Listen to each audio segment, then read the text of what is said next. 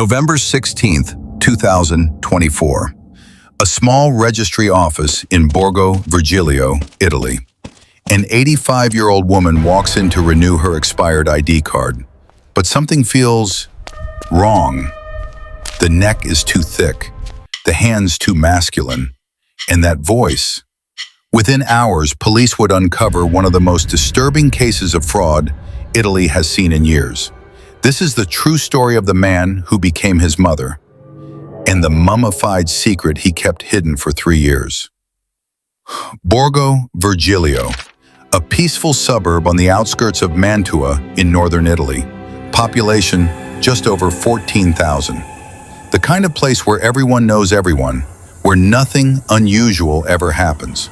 Until November 2024. Graziella Dall'Oglio lived here for decades. She was 82 when she died in 2022. A widow, collecting her late husband's survivor pension. She owned 3 properties, comfortable, respected. But when she passed away, something strange happened. Nobody reported her death. Not the hospital, not the funeral home, because there was no funeral.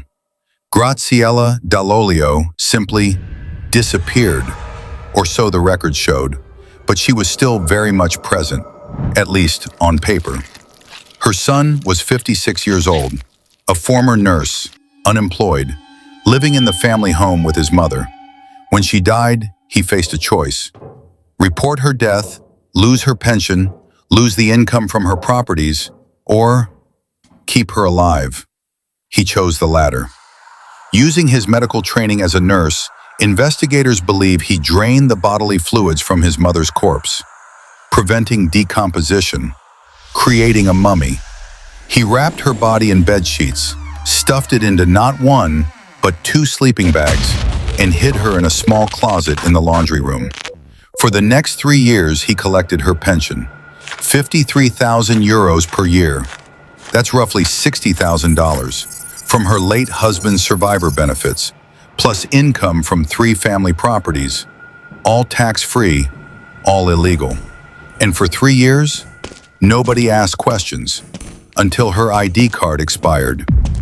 In Italy, you must renew your identification in person, no exceptions. So on November 16th, 2024, the son had no choice. He had to become his mother. He cut his hair to match hers, applied heavy foundation, thick red lipstick. He wore a 1970s-style blouse and a long skirt, a pearl necklace, old-fashioned earrings, nail polish on every finger. He even wore a short brown wig.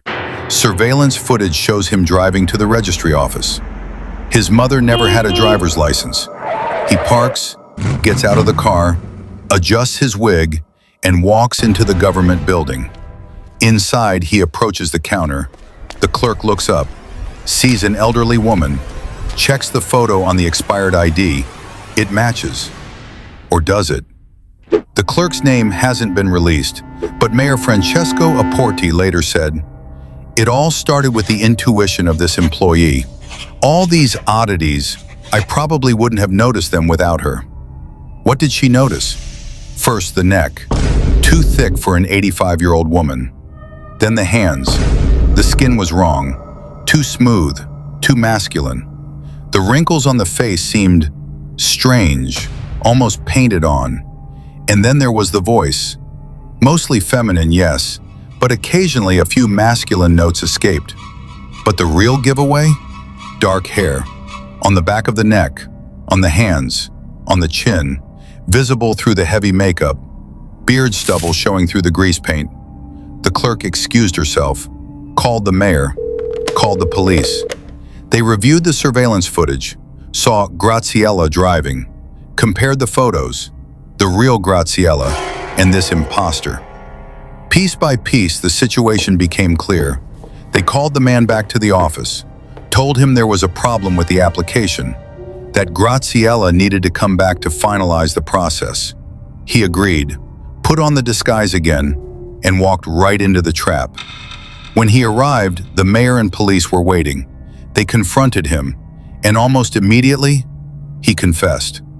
"I'm not Graziella," he said. "I'm her son." The police asked to search his mother's home. He agreed.